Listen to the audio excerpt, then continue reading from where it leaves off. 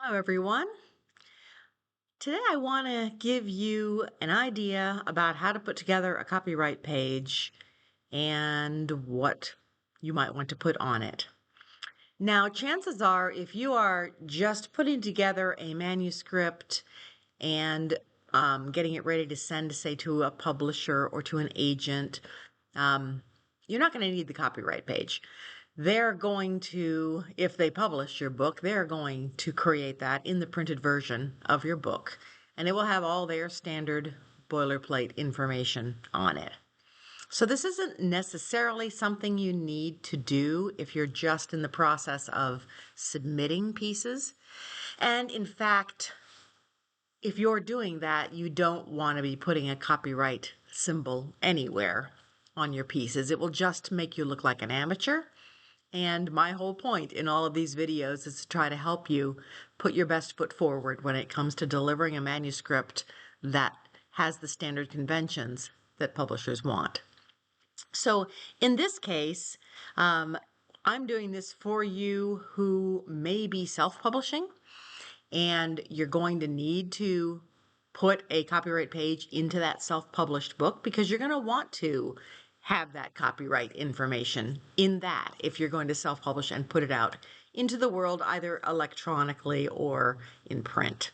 Okay, so this is going to be pretty straightforward. Let me just show you a few things, and then I'm going to drop into talking about putting onto the copyright page any Bible version information. If you do quote from Bibles, that's the place you're going to put that information. Okay, I'm Linda Taylor, a professor of professional writing at Taylor University, and I also have been a publishing professional for 40 some years. I was doing this before Microsoft Word existed, so it's a powerful program, and in these videos on this channel I want to try to help people know what they need to do in order to work with Microsoft Word and understand how it can work for them as well. All right, so on this I've put in my nice little title page, and if you don't know how to insert a title page, I have a video for that. Just look for it. But as you can see, I've got my title page, and then I start my book. We're going to want things on separate pages, so I'm going to go ahead and insert a page break here. And then our copyright page should always also be on a second page. It generally in any book will be on the back side of the title page.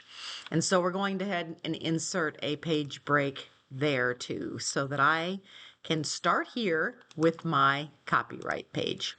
Okay. Now, if you're putting this together, what your copyright page is going to say, and this may be the only line you need to put on it if you're self-publishing, but you're going to want to say copyright, and then you're going to use the copyright symbol. Now you can see I did parenthesis, C, parenthesis, and it automatically turned it into the copyright symbol. Microsoft Word defaults to that. It's something you can turn off. You can go into some of the advanced menus and turn that off so that doesn't happen. But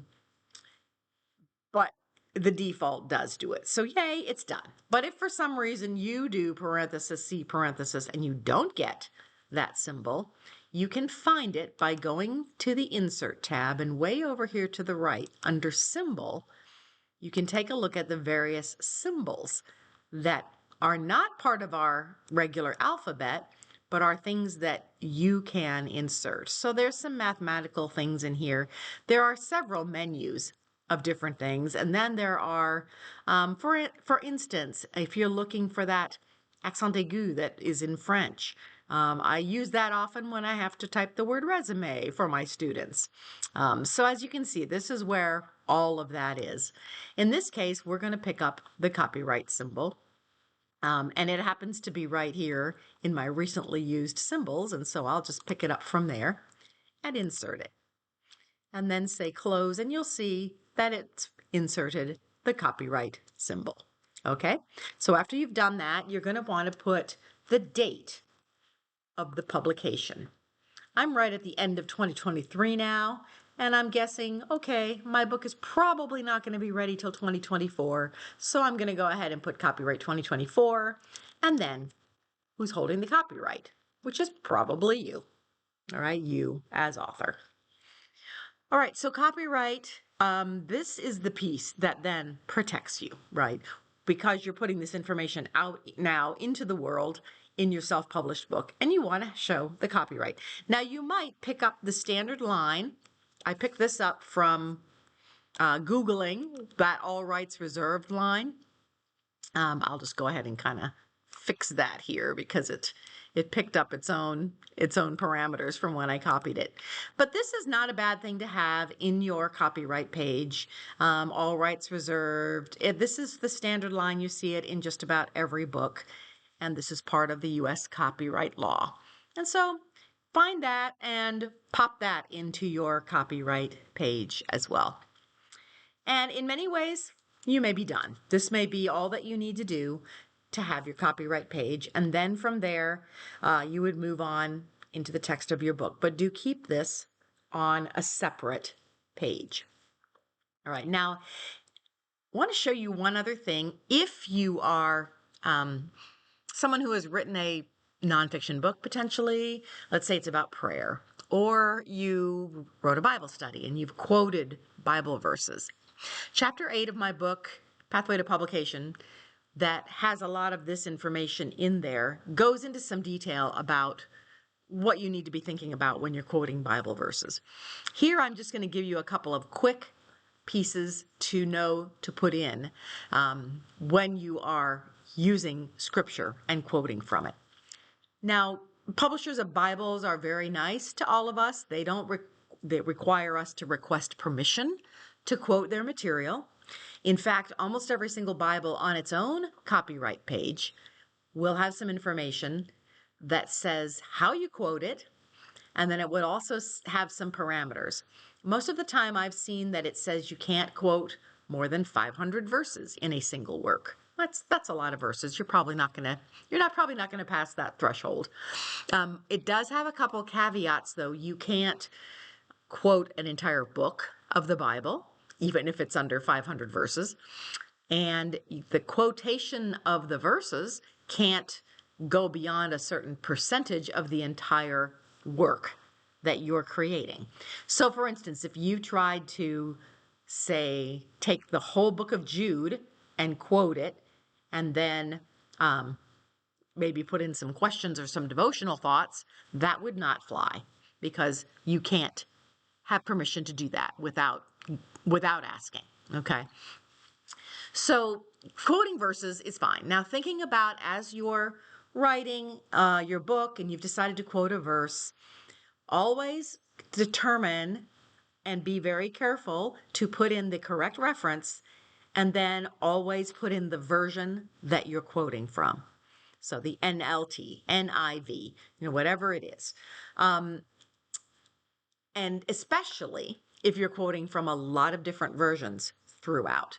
Because I have been a copy editor for enough years to know that it is a nightmare when I get into a manuscript and I have to look up not just every single verse to check the reference, but then to figure out what version I'm reading if an author has decided to just randomly quote from different places. Do your copy editor a favor and always keep track of those versions, okay? And then if you are quoting just from one version throughout, then your copyright page can just say that. And all of the rest of your scriptures can be quoted, and you don't have to put the Bible version inside every single reference. Only if you're using different ones, or if you're using mostly one version, but then a few of them are different. In those particular ones, you're going to want to note that you are using a particular version of the Bible, okay? Hopefully that's not too much in the weeds. I'm going to do another video that kind of talks about dealing with scripture. But for our purposes today, let's see that you have quoted throughout your book, you have several verses and you've quoted them all from a particular version of the Bible. Okay, I'm going to go over and take a look at Bible Gateway. I love Bible Gateway. It's a good online searching tool, and it just comes in super handy for a lot of things. It provides a lot of different versions of the Bible, I'm scrolling too fast. Let me slow down a little. You can see just about everything you need is there. And so let's say we want to quote Luke 1:1, whatever that is, okay? And we're going to pick it up from the NIV, and we're going to search for it. And now maybe we have taken this verse, and this is the verse that we've used in our copy, and we've talked about it. We know that we've used the NIV. We can scroll right here, and we can easily pick up the copyright line for the NIV. Okay, and so we go back over to our manuscript, and we pop that in there. We'll probably have to do some style tagging to get this to look the way it needs to look, but for right now, we're just putting the information here, right? So if I've quoted throughout my manuscript from the NIV, I can say right here, all scripture quotations are taken from the Holy Bible, New International Version. All right, and so there I have it. There's my copyright line. Covered, everything's done. Okay. You've done what you need to do, and you have given the correct copyright information for the scripture that you're using in your text. You need to do this. Now, let's say we also quoted from another version. Let's get another verse here. Let's go with John 1:1. And let's say, I wanted to quote that one from the New Living Translation because I really liked how it sounded in the New Living Translation. In my text, I put John 1:1, NLT in the reference, in the parentheses. But I also then need to give credit where credit is due. I need to go back to my copyright page and I need to put that in there. Now I've given the copyright line for the New Living Translation. Well, okay, now no longer are all scripture quotations marked that way. So let's change this to say scripture quotations marked NIV are taken from. And then here we're going to say scripture quotations marked NLT are taken from. Okay, I can type taken from. And then it was picking up the italics on that first word. So let me just remove those italics. Okay. And now I have very clearly delineated on my copyright page the Bible versions that I've noted. This will be valuable even if you don't end up self-publishing, but you are trying to get a book published and you get to where you've turned in the manuscript. Do give your copy editor, your editor, this information. Be very clear throughout so that copy editor can know to look up, if it's marked NLT, to look it up, and they can check the NLT. They don't have to be scrolling through different versions to try to figure out which one you used. Now, if you're not using Bible Gateway, for instance, if you're just using your well-worn Bible that's right there on your dressing table, right? Go ahead and use the copyright line that they want you to use. Simply go to the copyright page in that Bible and say scripture quotations marked whatever it is, and then give that copyright line. And that then will provide the permissions backup that you need and is correct for the publishing industry. And thank you for listening. I hope that was helpful. There are other videos on this channel that are trying to help you with some Microsoft Word pieces, again, to help you navigate the publishing industry and to deliver to publishers the material that they want in the way that they want it. Thanks for listening.